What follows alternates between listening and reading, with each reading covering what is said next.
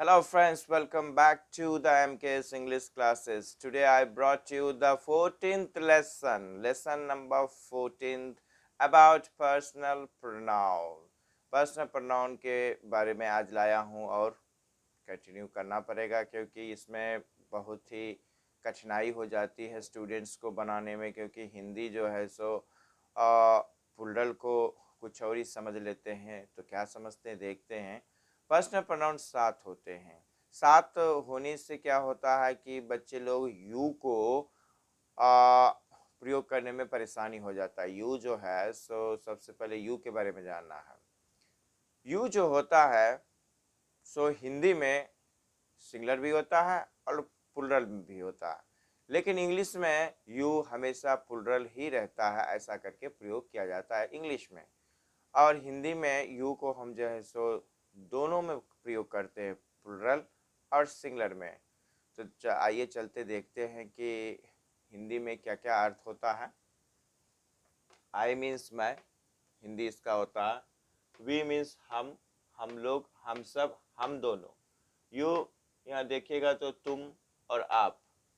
तुम जो है सो छोटे के लिए प्रयोग किया जाता है और आप बड़े यानी कि बुजुर्ग के लिए किया जाता है।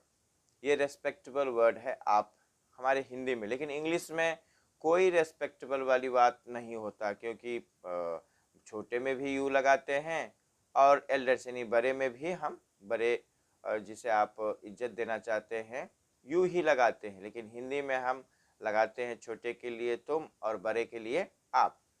अब देखिए यू का प्लूरल हिंदी में जो होता है तुम सब, तुम लोग, तुम दोनों, आप सब, आप लोग, आप दोनों। यहाँ पर देखिए ही का प्रयोग जो है सो पुरुष के लिए होता है, इसका हिंदी वह होता है। यहाँ पर शी देखिए, इसका भी हिंदी वह होता है, लेकिन ये स्त्री के लिए प्रयोग होता है। यहाँ देखिए इट का हिंदी होता है यह और वह दोनों होता है। दे का अर्थ होता है वे सब, वे लोग, वे दोनों। तो यहाँ पर जो है सर दे का हिंदी वे सब, वे लोग, वे दोनों, ये कभी हमेशा प्लूरल में प्रयोग होता है। बच्चे लोग करते क्या है कि दोनों और वे सब, ये सब नहीं समझ पाए रहते हैं कि ये प्लूरल है। तो ये लोग करते क्या है कि तुम लोग जैसे देते हैं तो ये लोग समझते हैं कि लोग का अर्थ पीपुल होता है और यू का अर्थ तुम होता है। तो क्या करते हैं बारी बारी से लोग तुम का यू लिख देते हैं और लोग का पीपुल लिख देते हैं, लेकिन ऐसा नहीं है। आप लोग को ऐसा नहीं करना, ये प्लूरल है और इसको कभी भी आप जो है सो लोग और तुम का अलग अलग नहीं लिख सकते हैं। तो ये प्लूरल है, तो आपको यू जो है सो प्लूरल है तो आपको सिर्फ यू लिखें, ये नहीं कि तुम और लोग को अलग अलग लिखें। ध्यान रखना पड़ेगा, इसलिए मैं आप लोगों के लिए हिंदी में ट्रांसलेशन करने में दिक्कतें आ जाती है, इसलिए मैंने इसका हिंदी भी लिख दिया। बारी बारी से इसे याद करें, अध्ययन करें, यूज करें। अब हम लोग पर्सन के और चलेंगे। पर्सन जो होता है इसे इंग्लिश का ग्रामर का नियम है कि पर्सन 3 होते हैं, first person, second person, third person.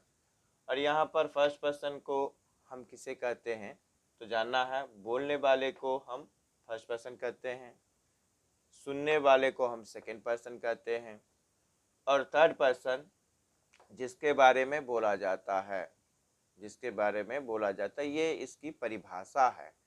Person यदि किसे कहते हैं, कोई पूछ दे या आप जानना चाह रहे हैं तो पर्सन के बारे में हमेशा याद रखें कि तीनों का परिभाषा लिख दें। First person, second person, third person का परिभाषा लिख देते हैं तो यही आपका पर्सन का परिभाषा हो जाता है।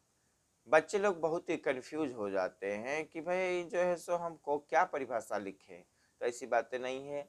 अब बारी बारी से फर्स्ट पर्सन, सेकेंड पर्सन और थर्ड पर्सन का परिभाषा लिख दें, यही पर्सन का परिभाषा होता है। तीनों को कंबाइन करने से ही पर्सन का परिभाषा होता है। बस जब जब भी परिभाषा लिखे पर्सन का तो तीनों लिखें, तीनों को लिख देते हैं तो पर्सन का परिभाषा हो जाता।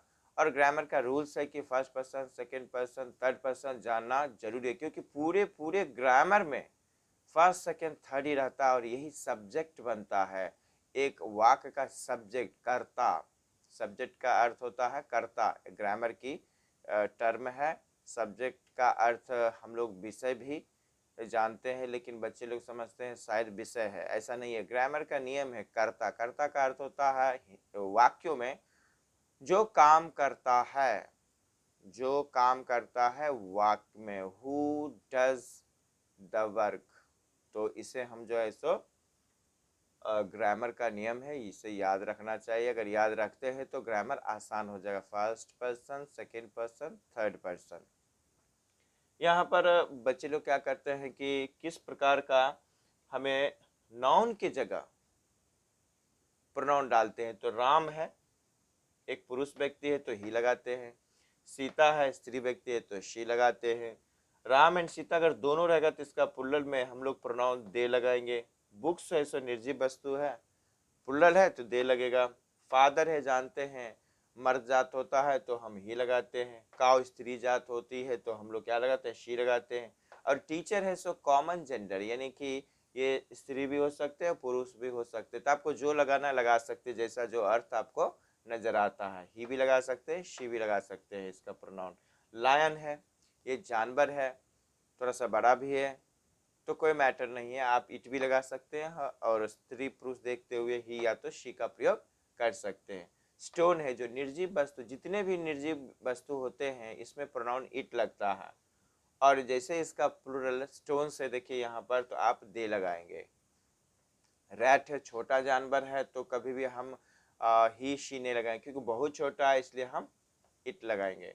और ट्री है, भले ही इसमें जान होता है लेकिन ये इसको हम निर्जीव की और ही रखते हैं। तो इसमें भी प्रोनाउन इट लगेगा। अगर इसका प्लुरल ट्रीज है तो दे लग जाएगा।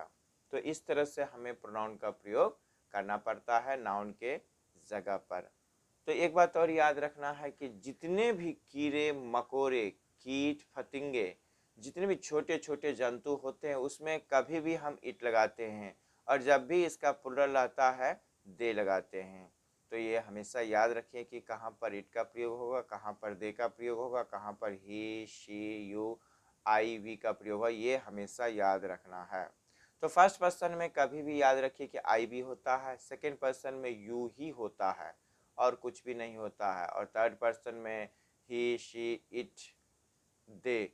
और कभी भी याद रखना कि जितने भी हम नाउन पढ़े हैं जिसको हम नेमिंग वर्ड्स कहते हैं, कभी भी याद रखें ये थर्ड पर्सन में आता है।